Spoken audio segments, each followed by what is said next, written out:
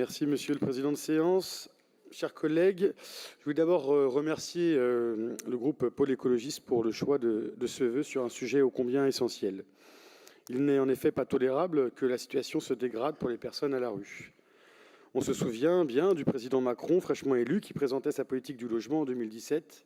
La première des batailles, c'est de loger tout le monde dignement, disait-il. Il ne voulait plus personne dans les rues parce qu'il s'agissait d'une question de dignité, pour le citer encore. Nicolas Sarkozy, en son temps, faisait la même promesse de zéro SDF. Pour quel bilan ? Le 115 est régulièrement saturé avec des personnes et des familles ne pouvant être prises en charge en plein milieu de l'hiver. 300 000 personnes sans domicile fixe en France. C'est quasiment le double de 2017. Et d'après la Croix, la moitié des personnes SDF du pays se situent en Île-de-France. Cela s'explique particulièrement avec la crise du logement cumulée à la crise du Covid, mais aussi et surtout aux coupes budgétaires massives opérées dans le même temps. Les moyens ne sont plus mis sur la table pour assurer la dignité des personnes, des femmes, des hommes, des familles dont des enfants. On parle là de dignité humaine.